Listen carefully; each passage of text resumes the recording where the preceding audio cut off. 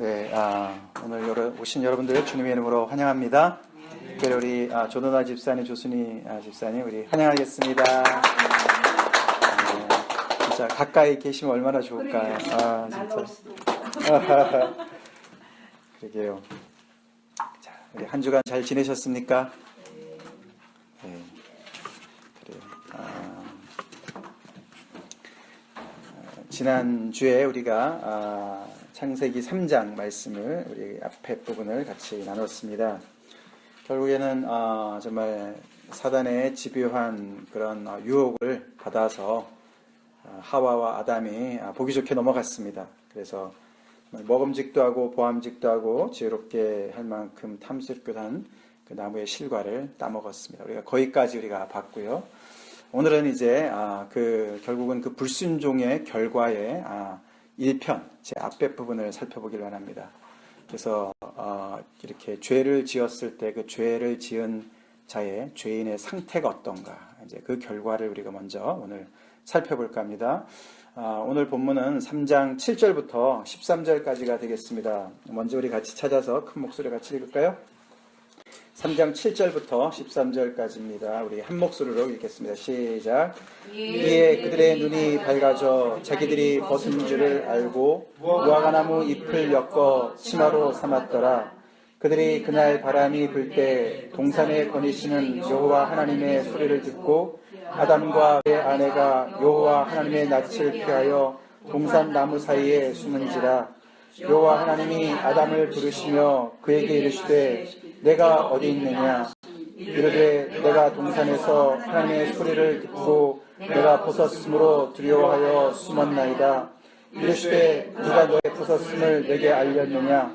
내가 내게 먹지 말라 명한 그 나무 열매를 내가 먹었느냐. 아담이 이르되 하나님이 주셔서 나와 함께 있게 하신 여자 그가 그 나무 열매를 내게 주므로 내가 먹었나이다. 여호와 하나님이 여자에게 이르시되 내가 어찌 이렇게 하였느냐. 여자가 이르되 뱀이 나를 꿰므로 내가 먹었나이다. 아멘. 거기까지요. 그리고 14절부터 뒤에 부분은 이제 결과 2편으로 죄와 벌에 대해서, 하나님의 심판에 대해서 우리가 다음 주에 살펴보기를 원합니다. 우리가 이 창세기 3장을 정말 대하면 대할수록 요한복음 10장 10절의 말씀이 생각이 납니다. 우리 찾아서 한번 누가 크게 읽어주세요. 요한복음 10장 10절.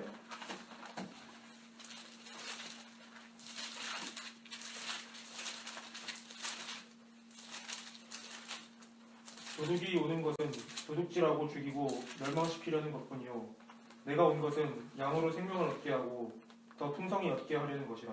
아멘. 예, 정말 가장 도적 중에 가장 큰 도적인 사탄이 이 아담과 하와를 접근한 목적은 딱 하나예요. 그죠?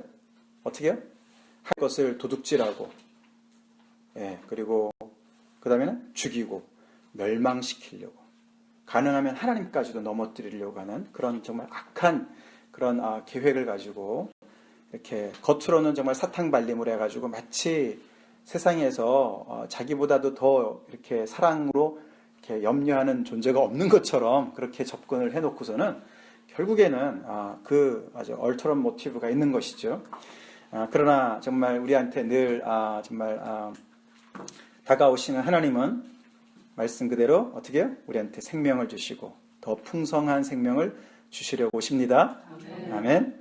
그래서 우리가 3장에 이렇게 정말 너무나 슬픈 그런 이야기지만 그 속에 또 인간의 타락과 함께 또 하나님의 구속의 그런 역사들이 함께 펼쳐지는 것을 우리가 보면은 참 하나님은 정말 너무나 좋으신 하나님이시다라는 것을 우리가 알게 됩니다. 그래서 우리 늘 사단은 멀리하고 하나님을 가까이 합시다. 아멘. 반대로 가면 곤란해요. 사탄하고 짝짝꿍하고 말이죠. 하나님을 대적하는 그런 세상과 그런 많은 세상 사람들을 우리는 닮아서는 절대로 안 됩니다. 자, 그래서 오늘 우리가 이제 이 본문 말씀을 통해서 의자 가져가 저기 앉아. 우리 문을 좀 닫읍시다. 이제는 손규석 집사님이 오시긴 하겠지만, 자, 그래서 오늘 우리가 이제 7절부터 13절을 살펴보면서 결국에 그 사탕발림에 넘어간 아담과 이브가 그렇게 하나님께서 말씀하신 걸 알고서도 명령을 어기고 도대체 얻은 게 뭐냐? 그걸 우리가 보고 싶은 거예요. 얻은 게 뭐냐? 쾌락은 잠깐이었죠. 뭐 맛있는지 모르겠지만 하여튼간에 잠깐이었습니다. 그러나 그들이 얻은 것이 4가지가 있는데 그 4가지를 우리가 차례대로 살펴보길 원합니다. 첫 번째 그들이 얻은 것은 7절에 보시면 뭡니까? 그들은 수치심을 얻었습니다. 쉐임을 얻었습니다. 죄를 지은 상태, 결과, 그 결과로 첫 번째 온 것이 수치심이에요. 자기들이 벗은 줄 알았어요. 눈이 밝아지긴 밝아졌는데 자기들이 수치스러운 것을 보게 되는 것이에요. 눈이 밝아졌다는 얘기는 결국은 악을 맛봤다는 얘기예요. 악은 맛볼 필요가 없습니다. 아멘? 네, 맛볼 필요가 없어요. 근데 이렇게 맛을 본 결과 처음에는 달콤했지만 결국은 수치심이 한가득 몰려오는 것이죠. 이 세상에 악이 들어온 순간이었습니다. 그 다음에 우리가 8절을 보면은 어떤 것이 또 그들이 얻었냐 하면은 그들은 하나님을 피해서 숨었습니다. 도망을 하는 거예요. 첫 번째는 수치심이고 그 수치심을 어떻게 가리려고 애를 쓰지만은 가릴 수가 없으니까 그 다음에는 하나님으로부터 도피하는 그런 결과를 얻게 되었습니다. 그들이 안 그랬겠죠. 이것을 따먹기 전까지는 하나님이 오시면 얼마나 반가웠겠습니까? 그죠? 네. 그 하나님의 얼굴을 대하면서 그 얼마나 정말 기뻐하고 그 자체가 정말 축복이었고 행복이었을 텐데 그 불순종으로 말미암아 갑자기 이제는 하나님의 낯을 피해서 숨는 신세가 된 거예요. 도망자가 된 거예요. 그것이 그들이 얻은 결과 중에 또 하나였습니다. 그 다음에는 우리가 그 10절에 보시면은 두려움이 또한 나옵니다. 내가 벗었으므로 두려워하여 숨었습니다. 라고 이야기를 합니다. 두려움. 수치심, 도피, 두려움. 그리고 맨 마지막에 12절, 13절에 보면은 블레이밍 합니다. 책임 전가예요. 책임 전가. 이 4가지를 얻었어요. 그거 하나, 뭐 하나 진짜, 야, 진짜 가치가 있네. 이런 게 하나도 없어요. 그죠? 예.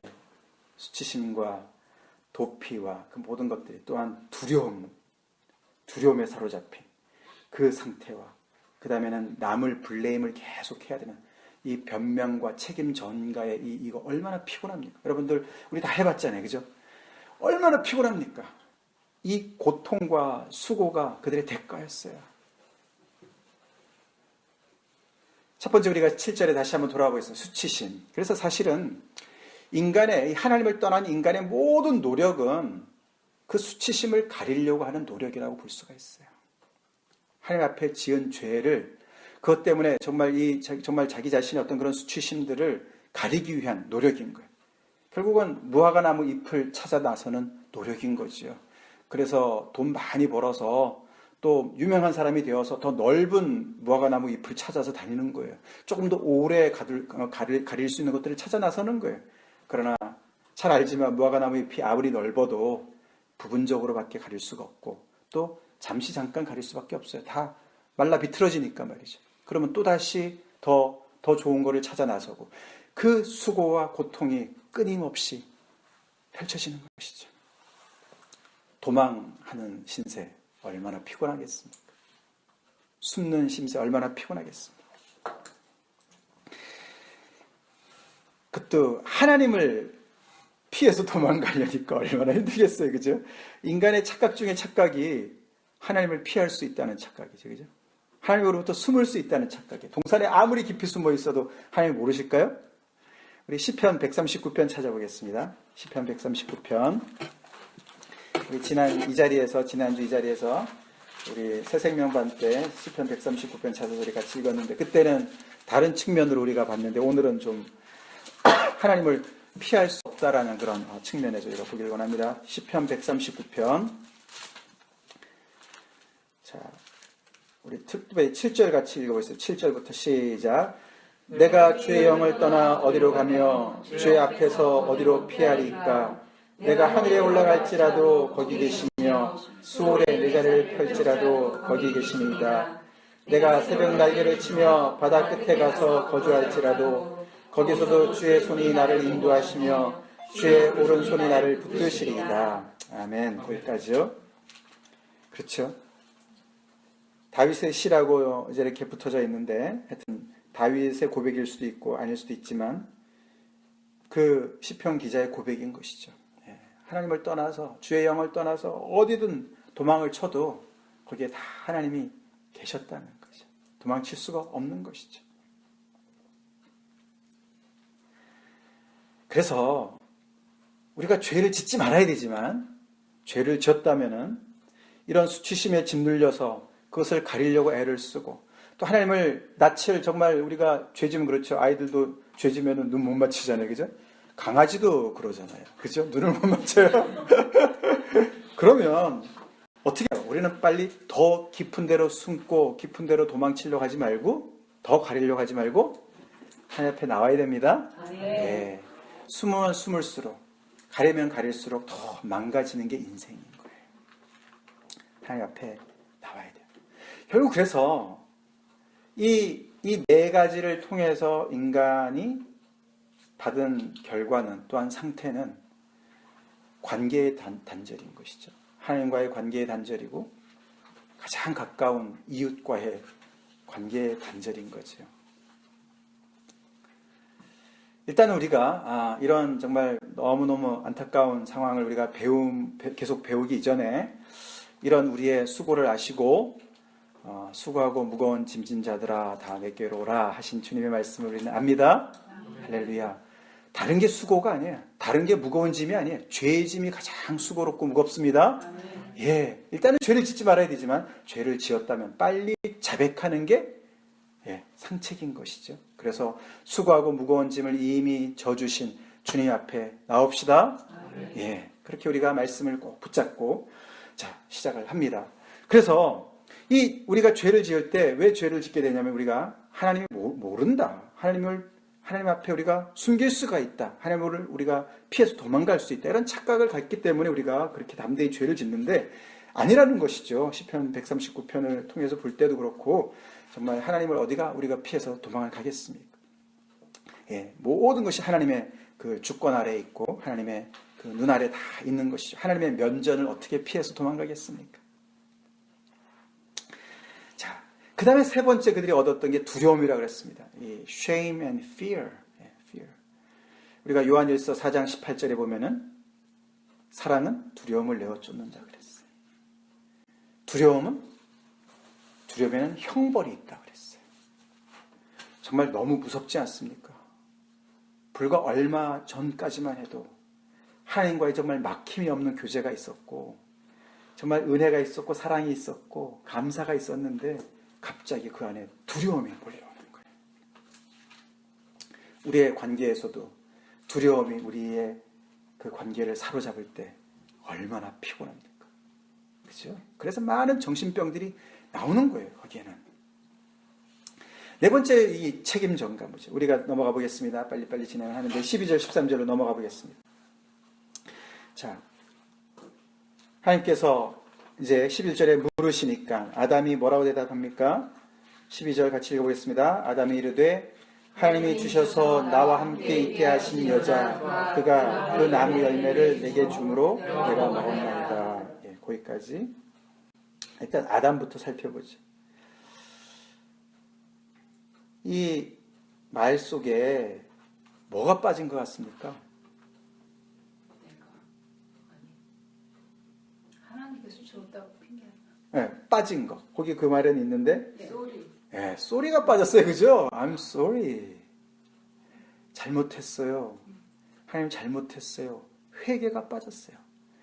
13절도 보세요. 하와도 똑같아요. 하와 하나님께서 이렇게 왜 어떻게 이렇게 했느냐? 여자가 이르되 뭐라 했습니까? 뱀이 나를 꿰므로 내가 먹었나이다. 똑같아요. 이게 아담과 하와의만의 문제가 아니죠. 죄인의 특징이에요. 죄인들은 I'm sorry 하기가 그렇게 어려운 거예요. 네, 잘못했습니다.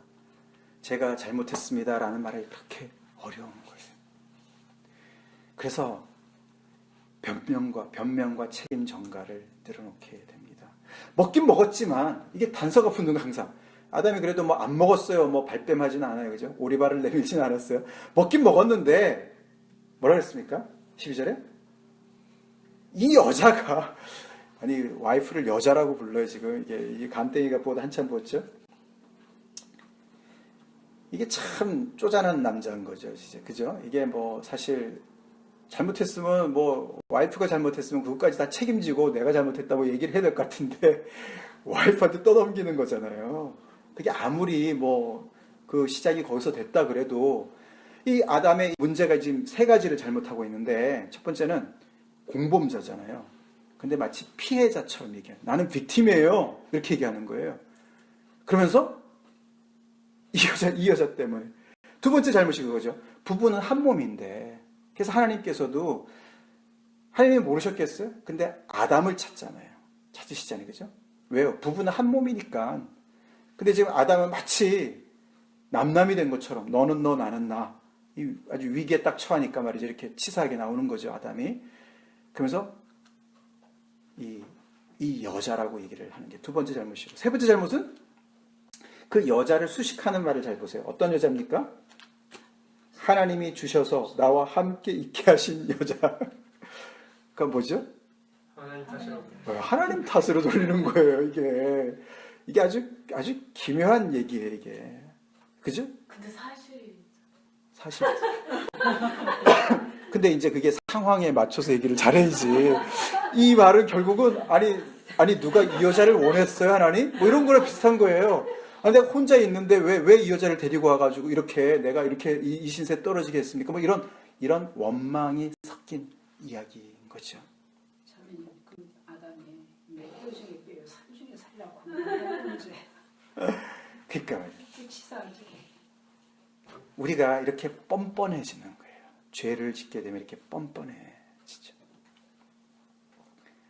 어떤 사람은 잘못했지 그러면은 뭐 잘못했습니다 용서해 주세요 이런 게 아니라 그래 잘못했다 어쩔래 막 이제 이러고 대드는 이게 사실은 이게 아담이 지금 하나님께 약간 대드는 듯한 이런 게 있는 거죠. 예. 굉장히 문제죠. 그 말 속에는 사실 뭐 예를 들어서 뭐 내가 죄 지을 때 왜 하나님 안 말리셨어요 뭐 라든가 아니면은 왜 죄 지을 수 있는 가능성을 열어놨어요 라든가 아니 왜 죄라는 걸 왜 가능하게 만들어놨냐고 아주 죄 존재 자체를 없애시지 왜 이거를 만들어놔가지고 나를 죄짓게 만들었습니까? 라고 하는 거랑 똑같은 거예요. 다. 그게 인간의 심리인 것이죠.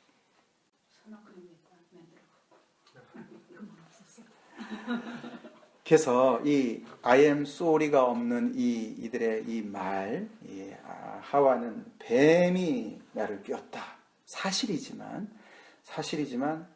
우리가 좀 이따 살펴보겠지만 이 상황에서는 이렇게 얘기를 하는 것이 이게 굉장히 중병에 걸려 있는 모습인 거예요. 이게 죄인의 특징이다. 이거죠. 우리 잘못했으면 쏘리부터 합시다.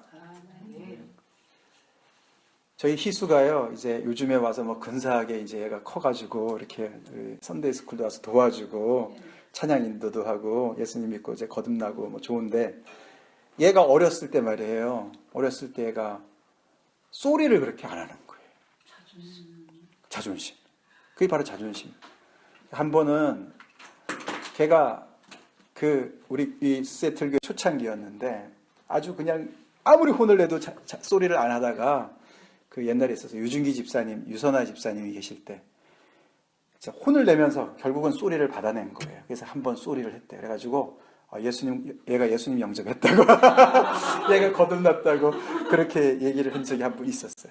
그 정도로 걔가 쏘리를 안 했었어요. 여러분 쏘리 잘 하세요? 하기 힘들죠, 그죠? 특별히 부부간에. 저는 잘해요. 아, 할렐루야. 할렐루야. 반복해서 걱정이지. 그러니까 이게 이제 아담이 보면 이게 이제 왜 따먹었느냐, 어떻게 먹었느냐라고 했을 때 하여튼 먹은 이야기는 잠깐 얘기하고 넘어가고 그 다음에 변명이 계속되죠. 그죠? 우리도 그죠? 뭐 얘기할 때 내가 화를 냈어. 그런데 이것 때문에 화를 낸 거야. 그러고 그냥 더 질비하게 얘기를 하는 것이죠. 그죠? 그냥 심플하게 그 자체에 대해서 정말 미안하다, 잘못했다, 용서해달라 이러면 얼마나 좋겠어요. 근데 그걸 못하는 거예요. 그게 죄인의 특징입니다. 우리 하나님의 사람들은 그렇게 하지 맙시다. 아멘. 하나님의 사람들은 잘못을 그 자리에서 인정할 수 있는 그런 겸손과 용기가 있어야 되는 것이죠. 성경에서 그래서 회개하라는 말이 그렇게 많이 나오는 거예요. 회개하라는 거. 하나님 앞에 쏘리하라는 거죠. 그 죄를 인정하라는 거예요. 우리가 지은 죄, 이 지금 아담과 하와가 지은 이 벌려놓은 이 죄를 그들이 무슨 수로 감당합니까? 앞으로 하나님의 아들의 피가 필요한 그 정도의 잘못인데요. 저질러 놓고 그 뒷감당도 못하는 존재들인 거죠, 우리가. 하나님이 원하시는 건 뒷감당하라는 얘기가 아니에요. 뭐죠? 인정하라고. 인정하고 나오라고. 이미 다 해결했으니까. 대가를 내가 다 치렀으니까. 나오라고만 하시는 줄로 믿습니다. 믿으시기 바랍니다. 그래서 이렇게 하나님 앞에 나오는, 회개하는 그런 사람이 돼야 돼요. 회개할 때 하나님의 회복이 시작됩니다. 회개 없이는 절대로 안 되는 거예요. 근데 여기서 이제 이렇게 엄청난 사실 이런 이제 결과가 초래된 거지 않습니까? 네 가지를 우리가 간단하게 살펴봤지만 결국은 이들이 얻은 것은 하나님처럼 될 거라는 어떤 환상이 다 깨져버리고 천국을 얻은 게 아니라 지옥을 얻은 거예요. 결국은 지옥을 얻었어요. 그죠? 하나님과의 관계도 단절됐고 서로 간에 그 정말 뼈 중에 뼈, 살 중에 살이요 뼈 중에 뼈라고 고백했던 그런 부부 간의 관계에서도 이렇게 정말 엄청난 정말 문제가 파생이 된 거 아닙니까? 근데 그게 뭐라고요? 선악을 알게 하는 나무의 실과를 따먹은 그 단순한 한 행동으로 그렇게 된 거예요. 좀 심하다고 생각이 들지 않습니까? 아니 그게 뭐 그렇게 대단하다고, 그거 하나 잘못했다고 이런 결과가 나타나냐, 그런 생각 안 됩니까? 우리가 죄의 심각성을 우리가 참 이렇게 간과할 때가 이제 많지 않습니까? 뭐 그거 하나가 그렇게 치명적인 그런 결과를 불러일으켰을까? 아니 하나님은 다 아셨을 때 그런 결과를 다 아셨을 거 아닙니까? 그죠? 다 아셨으면 그냥 말만 하시지 마시고 거기 그 선악을 알게 하는 나무 옆에다가 막 보안 장치를 더 많이 해 놓으시고 절대로 접근 금지를 시키시든가 뭐 그러시지. 그냥 말만 탁 던져놓고 말이죠. 마치 거기에 뭐 덫에 걸리라는 듯이 말이죠. 뭐 왜 그렇게 하셨냐? 뭐 이런 생각 안 드세요? 그게 이제 하나님을 모르는 사람들이 다 얘기하는 것들 아닙니까? 그만큼 하나님은 우리를 말씀으로 우리와 교제하기를 원하신다. 말씀의 그 무게를 우리가 느낄 수가 있어요. 지난주에도 봤지만 예수님이 예면 예, 그로 끝나는 거예요. 뭐 사족을 달 게 하나도 없어요. 하나님은 말씀하신 그대로입니다. 하나님의 말씀의 그 파워를 우리가 얼마나 믿습니까?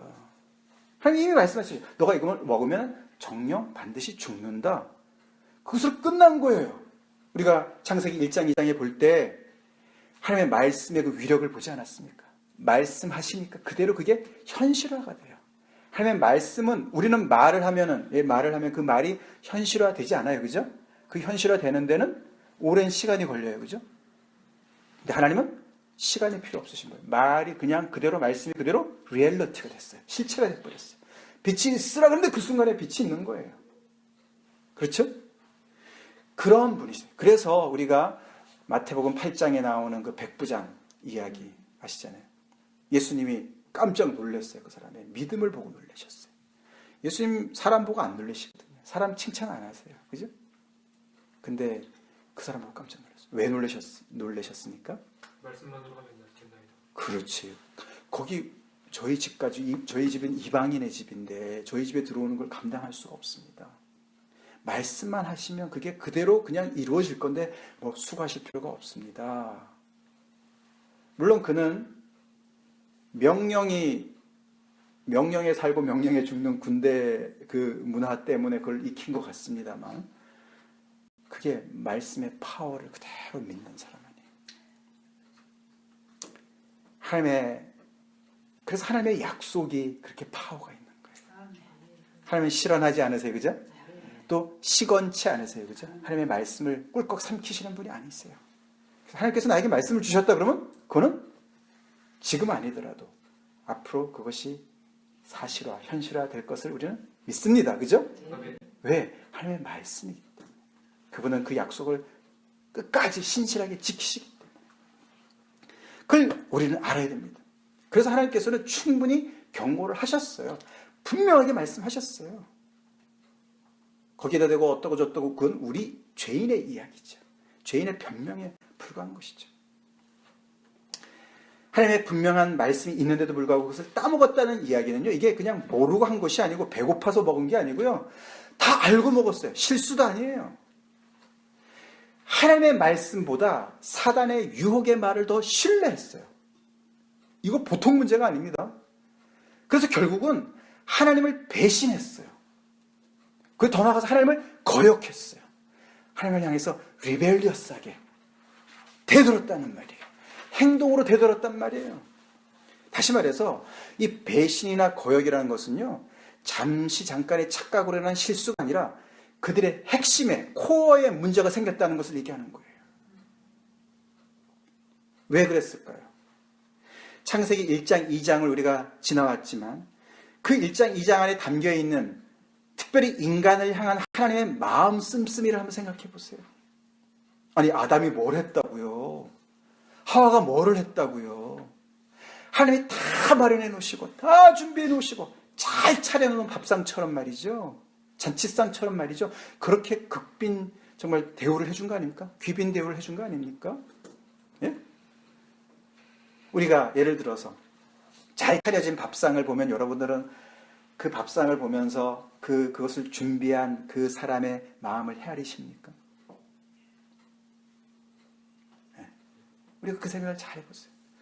이 밥상이 이렇게 차려질 때까지 우리가 뭐 예를 들어서 뭐 집사님인데 뭐 이지연 집사님이나 뭐 현주 집사님이나 집에 가면은 뭐 그냥 맛있는 게 막 나올 때 얼마나 좋아요, 그죠? 준영이 너무 좋아하네. 그러면 그게 거기까지 오기 전까지 어디서부터 출발해요? 마음으로부터 출발해요. 사랑하는 마음으로부터. 그래서 계획을 잡고 구체적으로 장보고 돈을 쓰고 시간을 쓰고 정성을 다들여서 요리를 만들고 그 마음을 그 들어간 마음을 생각해 보세요. 근데 그 밥상에 앉은 사람이 말이죠, 전혀 감사한 마음이 없이 그것을 호스트하는 사람의 그 깊은 그 마음에 감사함이 없이 자기 배만 채운다고 생각해 보세요. 더 나가서 무슨 맛이 이래? 뭐 예를 들어서 말이죠. 이게 형편없는 거잖아요. 그게 지금 아담의 문제에 조금 이렇게 접근하는 그런 모습이죠. 아니면은 다른 비유를 들어서 이 창세기 1장과 2장의 하나님의 이 심정은 어떤 심정에 가까운가 하면은 첫 아기를 기다리는 신혼 부부의 심정인 거예요. 자, 임신한 줄 알았어요. 너무너무 기뻐하죠. 그래서 그때부터 이 아이가 남자일까 여자일까? 이름을 뭐로 지을까? 굉장한 기대감을 가지고 출산날이 가까울수록 어떻게 합니까? 아기방을 준비하지 않습니까? 아기가 태어나는 그 순간에 들어와서 딱 살 수 있는 공간을 다 마련하지 않습니까? 환경을 조성하지 않습니까? 하나님 그렇게 지으시지 않으셨어요? 아담이 출현하기 전에 모든 환경을 다 만들어 놓으셨어요. 그죠?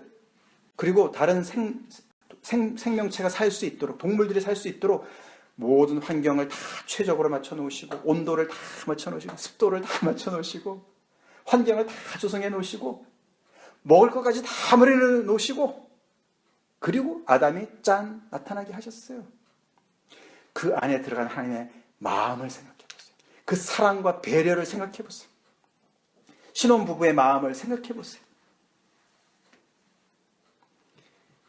이 창세기 1장, 2장에 나타난 하나님은 한마디로 좋으신 하나님이에요. 아멘? 네. 좋으신 하나님이에요. 그 하나님께서는요, 창세기 1장에 10절, 12절, 18절, 21절, 25절 그렇게 5번이나 좋다, 보시기에 좋았더라, 그 그걸 5번이나 반복하셨고 결정적으로 31절에 가서는 힘이 좋다. Very good. 그렇게 말씀하셨어요. 그렇게 좋다고 말씀하시는 그것은 뭐냐면 그분 안에 선함이 있다는 거예요. 그분이 선하시다는 것을 얘기하는 거예요. 그 피조물이 좋은 것은 이 하나님의 선하심으로부터 파생된 것이에요.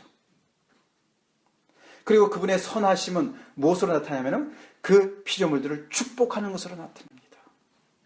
그들을 이렇게 마음껏 축복하세요. 그래서 정말 생육하고 번성하라고. 그리고 마지막 축복에서는 7째 날을 축복하지 않으셨습니까? 그래서 모든 피조물들에게 안식을 주시는 그런 축복의 하나님이세요. 사단은 뭘 했어요? 지금 이 아담과 하와가 짝짝꿍이 된 그 낯선 그 유혹자, 그 유혹자는 뭘 했냐고요? 그들을 위해서 아무것도 안 했어요. 말로 다 했죠. 다 거짓말이죠. 책임도 전혀 지지 못하는 그런 완전히 거짓말로만 그를 꼬이지 않았습니까? 요한복음 8장 44절 우리 찾아서 누가 읽어주세요. 요한복음 8장 44절.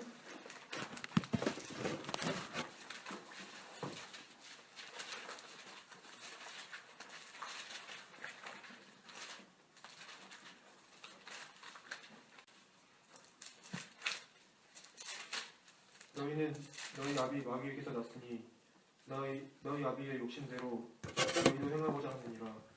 그는 처음부터 사귀는 자요 진리가 그 속에 없으므로 진리에 서지 못하고 거짓을 말할 때마다 제 것으로 말하나니 이는 그가 거짓말쟁이요 거짓의 아비가 되었습니다. 네, 아멘. 요한복음 8장 44절. 그래서 사단의 별명은 거짓의 아비인 거예요. 거짓의 아비인 거예요. 특징이 자기 것으로 말해요. 자기 버전으로 다 바꿔요. 하나님의 명령문을 의문문으로 바꿔요. 이것저것 덧붙이고 더 나아가서 하나님의 말씀을 완전히 반대로 각색을 해요. 그죠? 자기 버전으로 말하는 거예요. 그게 다 거짓말이죠. 다 거짓말이에요. 그런 낯선 유혹자를 따라 나서고 그를 더 신뢰한 죄가 그게 가볍습니까? 그들의 코어에 문제가 생긴 거예요. 로마서 1장 21절 찾아서 읽어주세요. 로마서 1장 21절. 그 코어가 뭔가?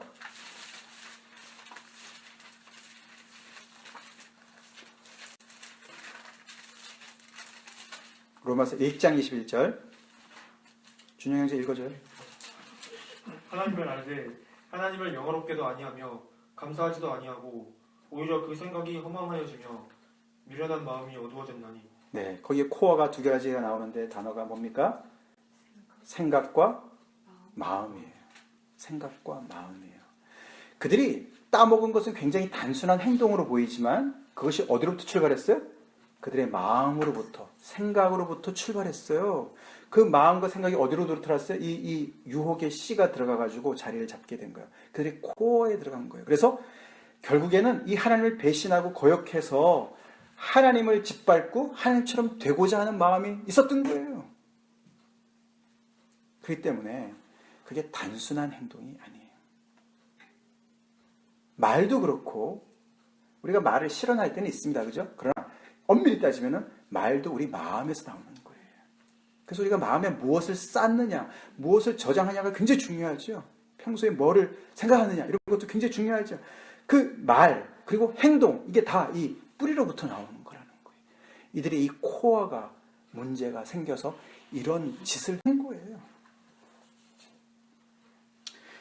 여러분 혹시 그 필립 켈러라고 그분이 그 시편 23편을 이렇게 쓴 책을 읽어보신 분 계신지 모르겠습니다. 그 필립 켈러라는 분이 목사님이시고 선교사님이시고 그런데 이분이 그 이제 좀 특이한 것은 목동일을 오래 하신 분이에요. 목자 출신이세요. 그래서 이 양의 심리를 너무너무 잘 아시는. 그래서 시편 23편을 쫙 이제 그 자기의 경험에 따라서 이렇게 해설해 놓은 책인데 꼭 읽어보세요. 너무너무 좋아요. 근데 그 책 중에 한 이야기가 나옵니다. 자기가 이렇게 양을 치는데 이 아주 속썩이는 양이 한 마리가 있었답니다. 근데 이 양은 뭘 하냐면은 못된 양인데 이 너무너무 광활한 이 초원에 이렇게 양떼들을 이렇게 풀어놓고 이제 이렇게 울타리가 있잖아요. 울타리가.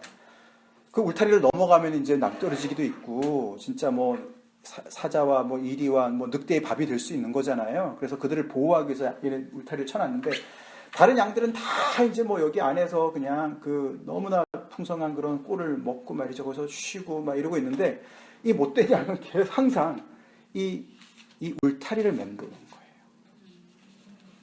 그래서 계속 저 울타리 밖에 있는 저 세계를 동경하는 거예요.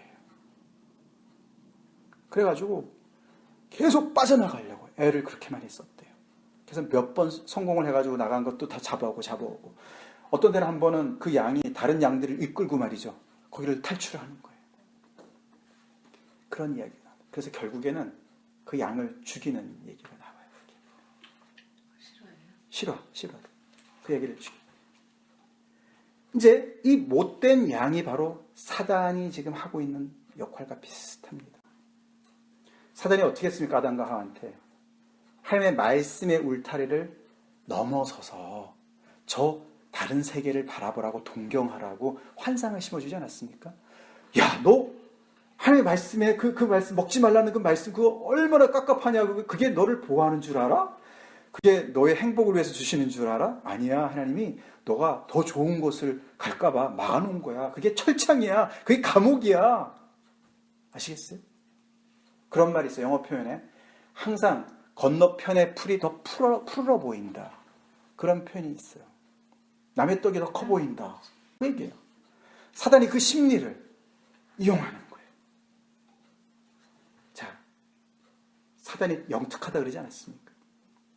그래서 하나님을 의심케 만든 거예요. 이게 인간의 이 죄는, 인간의 가장 큰 비극은 뭐냐면은 믿어야 되는 하나님을 불신하는 게 큰 비극인 거예요. 그리고 절대 믿을 수 없는 이 사단을 믿는 거예요. 거짓을 쉽게 믿고 진리를 안 믿어, 죽어도 안 믿으려고 하는, 이게 아주 아주 정말 불행 중에 불행인 것이. 그래서 이게 사단의 이 역할이 바로 이 못된 양의 역할이랑 똑같습니다. 하나님의 말씀이 우리를 가두는 겁니까? 아니요, 잘 생각해 보세요.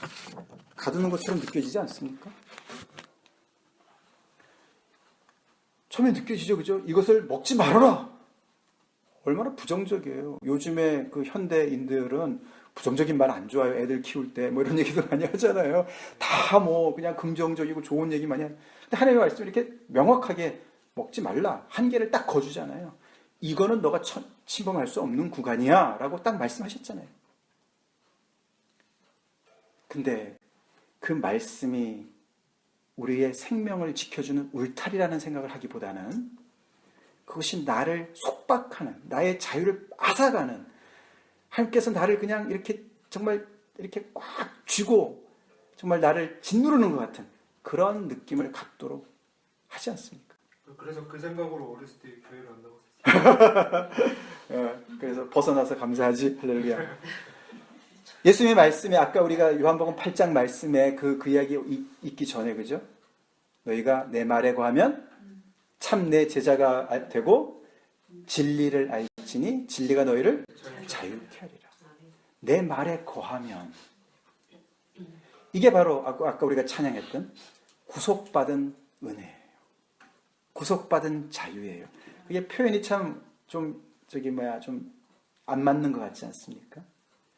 근데 하나님의 말씀 안에 우리가 구속이 될 때 참 자유가 있습니다. 지난주에 그걸 표현을 제가 어떻게 했습니까? 물고기가 물 안에 있는 것을 구속이라고 생각하면 곤란한 거예요. 병들었어요, 그거는. 그 안에서 물고기는 자유합니다. 우리 또한 하나님 품 안에, 하나님을 거처로 하나님께서 정해주신, 줄로 재어준 그 구역 안에 사는 것이, 너는 짐승이 아니야, 너는 하나님이 아니야, 그 구역 안에 사는 것이 자유입니다. 하나님의 말씀 안에 사는 것이 자유입니다. 그래서 우리가 찬양했듯이 맨날 그냥 언덕에서 찰싹거리는 물만 보고 두려워가지고 그냥 그 경계선에서 맨날 뱅뱅을 돌고 어떻게 하면 난 여기 빠져나가지? 어떻게 하면 나 빠져나갈 수 있지? 생각하지 말고 하나님의 은혜의 깊은 바닷속으로 더 헤엄칩시다. 더 하나님의 말씀을 열심을 품고 주를 섬기고 순종합시다.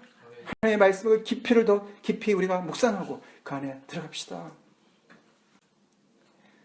이런 죄 짓는 상황 속에 이런 아담과 하와를 대하시는 우리 하나님을 잠깐 조명해 봅시다.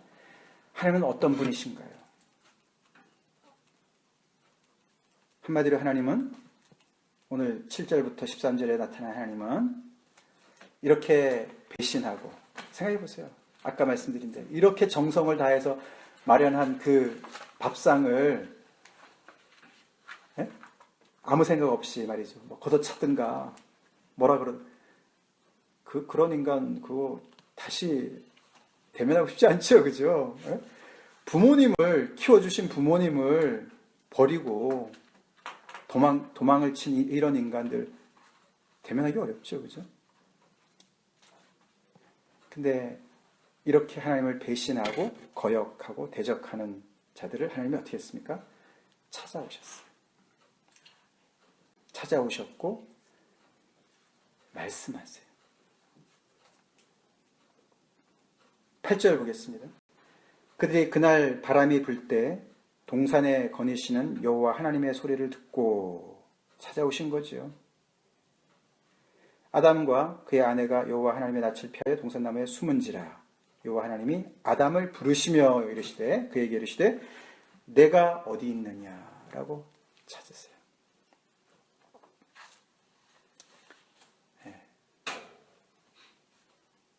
하나님이 죄를 진 인간에게 벌을 주시기 위해서 찾아오셨다. 그렇게도 볼 수 있지만 죄 지어서 가리려고 길을 쓰면서 애를 쓰는 그들, 그리고 도망치는 그들을 찾아오신 거예요. 그들을 최이사하신 거예요. 그들을 찾아내셔서 구원하시려고 하셨습니다. 우리는 하나님에 대한 오해를 빨리 풀어야 돼요. 이렇게 배응망덕할 수가 있겠습니까? 우리가 우리의 삶을 가만히 살펴보면 아담과 하와의 모습이 우리의 모습이죠. 하나님이 나한테, 우리한테, 우리 개인에게 베푸신 은혜를 한번 생각해 보세요. 그 은혜를 우리가 얼마나 쉽게 까먹습니까? 그리고 가끔씩 하나님이 아직 허락하지 않으신 그 하나 안 주셨다고 그거 붙잡고 맨날 거기에만 그냥 포커스해가지고 마치 뱀에 홀린 것처럼 말이죠. 그 하나에 그냥 우리가 그렇잖아요. 이렇게 하나에 집중하면 우리 눈도 사팔이 되고 말이죠. 정신을 빼놓잖아요. 그런 것처럼 그래서 하나님을 우리가 까맣게 까먹고 하나님의 은혜를 까맣게 잊어버리고 마치 하나님은 나에게 어려움만 주시는 분이고 나에게 힘든 것만 시키시는 분이고 내 기도는 하나도 안 들어주시고 그렇게 하나님을 매정한 분으로 우리가 생각할 때가 얼마나 많이 있습니까? 많은 사람들이 일반적으로 성경을 대충 아는 사람들이 뭐라고 얘기냐면은 구약의 하나님은 굉장히 잔인한 하나님이고 신약의 하나님은 은혜로운 하나님이다. 이렇게 얘기를 합니다. 그 성경을 잘못 읽은 거예요. 아니, 책은 항상 처음이 중요하죠. 그죠? 이 창세기가 얼마나 중요한데요. 이 처음에 이 나타난 하나님을 보세요. 얼마나 아까 말씀드린 대로 사랑의 하나님이시고 좋으신 하나님이시고 이 피조물들에게 인간에게 복을 주신 하나님이시고 이렇게 찾아오시는 하나님이시라고요. 우리 마음에 새깁시다. 하나님께서 아담에게 던진 질문, 내가 어디 있느냐? 굉장히 중요한 질문이죠. 네가 무슨 짓을 했느냐라고 말씀 안 하시고 내가 어디 있느냐? Where are you? 굉장히 실존적인 질문을 던지셨어요. 우리 인생에 중요한 질문이 세 가지가 있지 않습니까? 나는 어디서 왔는가? 나는 지금 무엇을 하고 있는가? 나는 어디로 가는가? 출발과 목적지와 그 중간에 하고 있는 모든 것들에 대한 의미와 목적을 우리는 늘 질문합니다. 그게 철학적인 질문이죠. 그 질문에 대한 답을 우리는 못 찾아서 인생이 허무하고 힘들고 무겁고 어렵죠. 그러나 여러분이 만약에 진짜 어떤 목사님이 말씀하신 대로 여러분이 진짜로 마음으로부터 나는 하나님으로부터 와서 하나님을 위해서 살다가 하나님께로 갑니다 라고 고백할 수만 있다면 그 사람은 정말 행복한 사람이에요. 아멘? 그 사람은 정말 인생이 정리정돈된 사람이에요. 그 사람이 무슨 직업에 종사하든 그 사람이 어떤 어려움에 겪고 있든 아무 상관없어요. 그 사람은 감사할 수 있고 항상 그런 어려움 속에서도 여유 있게 살 수가 있고 진짜 인간답게 살 수가 있는 거예요. 왜요? 하나님을 잘 알고 있으니까. 자, 하나님께서 우리 11절에 보시면은 아담한테 또 질문을 이렇게 하셨습니다. 그죠? 누가 너의 벗었음을 내게 알렸느냐? 그 다음에 내가 내게 먹지 말라 명한 그 나무 열매를 내가 먹었느냐? 이렇게 두 번 질문을 하십니다. 그 질문을 우리가 잠깐 살펴보면 우리가 죄를 짓는 것은 항상 보면 첫 번째는 내 잘못이에요. 죄 지은 내가 잘못이죠. 내가 하나님의 명한 말씀을 불순종한 거예요. 두 번째 질문에. 그렇죠? 내가 내게 먹지 말라 명한 그 나무 열매를 내가 먹었느냐? 네, 그건 내가 실수한 거예요. 잘못한 거예요. 근데 그 앞에 부분에 보면은 누가 너의 벗었음을 내게 알렸느냐? 이 누가가 또 등장해요. 그래서 우리가 항상 내 잘못으로 내가 죄 지은 것도 맞지만 우리 뒤에서 늘 우리를 넘어뜨리려고 하고 있는 존재가 있다는 사실 또한 우리는 알아야 돼요. 사단의 영향을 우리는 늘 이렇게 우리 안테나 속에 있어야 돼요. 믿습니까? 지난주에 제가 말씀드렸죠. 사단에게 obsessed 되어서도 안 되고 사단을 깡그리 무시해서도 안 된다. 그렇게 말씀드렸어요. 그죠? 여기서 분명히 하나님께서는 배후 세력을 이야기하고 있는 거예요. 사단이 우는 사자처럼 산길차를 찾아 나서는 거예요. 그래서 우리의 기분을 가지고 놀고요. 우리의 환경을 여러 가지를 가지고 노는 거예요. 결국은 그래서 우리가 거기에서 뭐가 정말 잘못돼가지고 우리가 하나님께서 하지 말라고 하신 말씀에 대해서 우리가 불순종하지요. 그럼 내가 잘못했지요. 그러나 그것만 생각할 것이 아니라 그 뒤에까지 생각을 해서 하나님 앞에 깨어 있어야 된다는 것을 말씀을 드립니다. 자, 정리하겠습니다. 이토록 우리가 사단의 꼬임에 넘어가서 울타리를 넘어가 봤자 오는 거는 고통과 수고뿐이라는 사실을 다시 한번 뼈저리게 우리 마음속에 새깁시다. 그 수고와 슬픔이 너무 힘든 거예요. 그래서 하나님의 말씀 안에, 하나님의 그 줄로 재어준 구역 안에, 그 안에서 순종하는 삶이야말로 정말 복된 삶이에요. 자유로운 삶이라는 걸 우리는 알아야 되고, 그리고 정말 혹시라도 아까 말씀드렸지만 죄를 짓지 말아야 되지만 죄를 졌다면 빨리 쏘리하시고 하나님 앞에 쏘리하시고 상대방에게 쏘리하시고 빨리 돌이키세요. 그 사람이 어린아 같은 사람이죠.